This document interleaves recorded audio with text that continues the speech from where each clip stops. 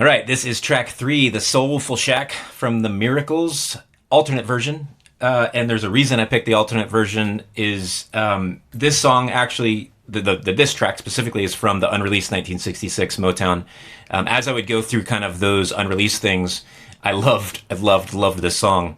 Part of me was like, well, I don't want to just fake it and say, well, I just listened to a unreleased Motown mix and throw it on there. But the version, the alternate version, versus what the Miracles had on their what was the name of the album? It's on my notes. Make It Happen.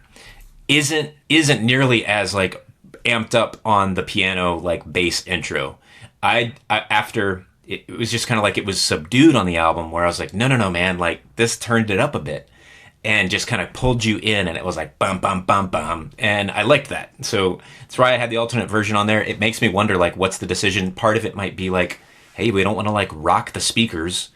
We want to kind of ease into it. You know, there might have been some calculation as to why they chose a different version. It might have just been a different level of production. They might have just wanted to tone it down. But I love that piano bass line, that intros, and the it's very simple. They even introduced the song like, this is the Soulful Shack, and then they're like bum bum bum bum bum bum, and then come on, they layer it on top with these just vocal harmonies layered on top, kind of barbershop, but not really, but just like, I love that. I love that intro. And when it comes back later on in the song, it's always just like this return back to this really hooky, beautiful, I think that's one of my favorite parts of this song and why I couldn't come back to it.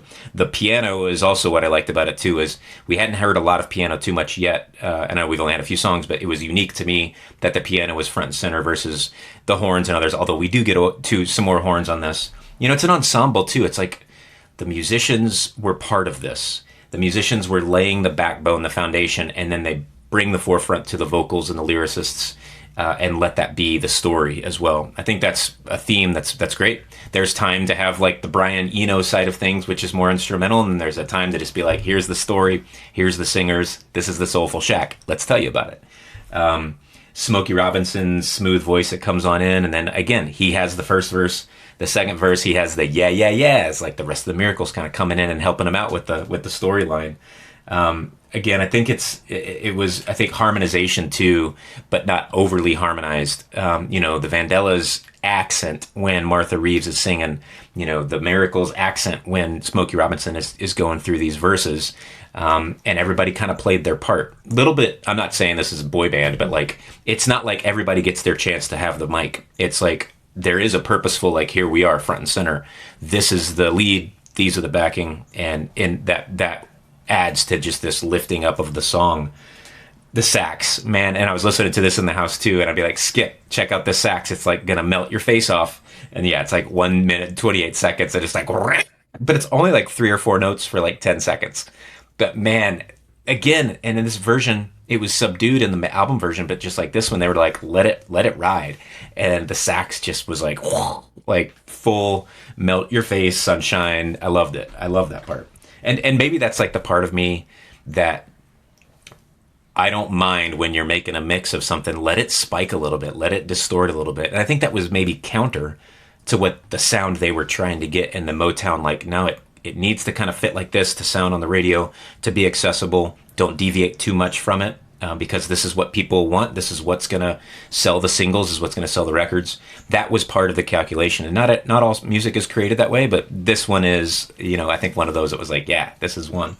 It's also one that I hadn't heard before. You talk about Smokey Robinson, you talk about the Miracles, talk about the Four Tops, the Temptations, all these different things. I liked going someplace that I didn't know. And it felt like, the Love Shack and the Soulful Shack, like these shacks exist in the musical world with the B-52s and the Miracles. I was like, interesting, let's go to this place. This is what's going on. Only the in crowd's allowed, like the music takes you to this other place that's kind of like, a little bit of a speakeasy, a little bit of like a special back access door kind of thing. That's always fun to sing about. So yeah, that was where it came from. I liked that it was, this was introduced to me, at least the unreleased Motown tracks from that Bowl of Soul podcast that I enjoyed listening to with Terry Ferguson. So thank you, Terry, for pushing me that way and letting me kind of explore the things that maybe weren't so front and center in the Motown era. And so that's the Miracles. Brett, I know you kind of rattled off a whole bunch of awesome Motown tracks earlier. Had the Miracles come in your ears before? No, never. No, Yeah. and this song never as well. But man, that low piano roll that just is the foundation for the whole track is unmistakably delightful. It's so good. When I listened to this album and or this song, and this was the first one where I was really kind of like, okay, where's the line between jazz and disco and funk and soul? Like how is that defined? I think maybe in that era of Motown and the 60s and 70s, but then also like and again, we probably will get to this as we get deeper into the more contemporary sounds, but like where is that line, and does there need to be a line? I don't think that there even needs to be a line. I love the jazzy nature of that horn that you name, and that feels to me a little bit less like the traditional soul of that era, which may be why this is the alternative version and didn't make it as the first track on the album. And instead, the first track on the album is a lot more what you would consider just like soul within the box of soul. I don't know. That's my take on it. I don't even know how much value there is in drawing those lines, but it did make me question like, oh, where is that line, how would these things be classified in that era as well as in today's era? So those were some of the questions that came alive. I love the track. Thanks for introducing me to new music. You always do, and there will be more to say on that later as well. Well, both of you talked about that sort of walking bass line, and it's cool, I think, to see how sometimes our tastes are so similar and sometimes they're different. But in this case, I think that stood out to each of the three of us in a very meaningful and sort of front and center kind of way. The song credits say it's James Jamerson on bass and Earl Van Dyke on keyboards, but to me that bass line sounds a bit like a piano and less like a bass guitar. So I'm not actually sure who it is, but it's awesome. That layered octave intro is also really incredible. And when you've got Smokey Robinson's voice, you can nearly do anything you want with the song and it's still going to sound good. The yeah, yeah, yeahs are really fun. Not the indie rock band in the 2000s.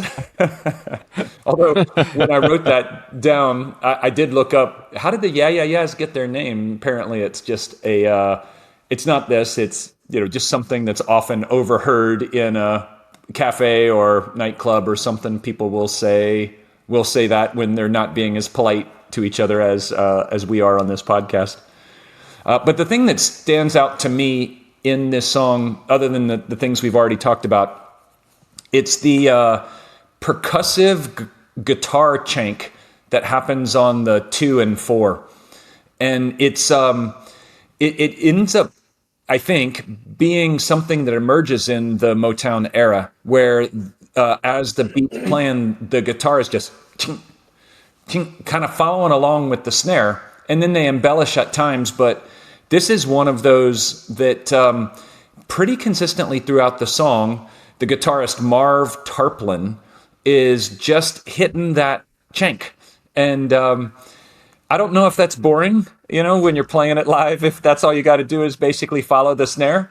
But it adds a layer of intrigue to it, and it's still sort of a feature of this genre sort of throughout. So someone invents it, and I think it comes around this time. I don't know the origin story of it, but this guy and the Miracles, I think, get some credit for introducing that inside the genre, and so that was one of the things that was interesting to me about it. Yeah, glad you mentioned that too. I was just looking at kind of the makeup of the who wrote the songs on this, and there's a lot of different hands in the mix. I mean, the Miracles were like 5-piece. Of note, Claudette Robinson was in the backing singers too, and so it wasn't just like a male group.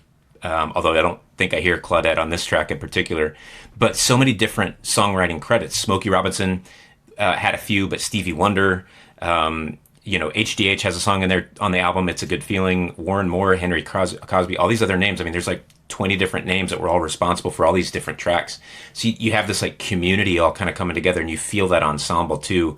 everybody played a part too. So even if it's just a little chunk on the guitar, it all added and it all seemed like it was put in place for those reasons. I think that's pretty cool. I think it's a dream of mine to like be in a recording space, a songwriting space with a group and see what comes out of it. Yeah. Like let everybody play a part. And I think that's probably some of the Motown feel that we're seeing here.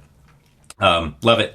Let's get to it because I think it's I want to just add this one thing. You had said that you like when they let the production distort just a little bit. And I have a hypothesis about this, which is, I mean, this is the 1960s. This is where I think the potential to perfect a record was still a new thing. And so they wanted that sort of clean production and something that just sounded incredible. Now, in the 2020s, we're in the age of maybe overly perfect. And so now we appreciate when someone's voice breaks slightly or the production allows it to dip into the red just a little bit because it creates a feel that computers can't necessarily do. So it's a little bit of a hypothesis of how the priorities at the time this was recorded are different than the priorities now. And as I've said before on the podcast, I think we'll see a resurgence of some of those imperfections as AI and computers play a more important role.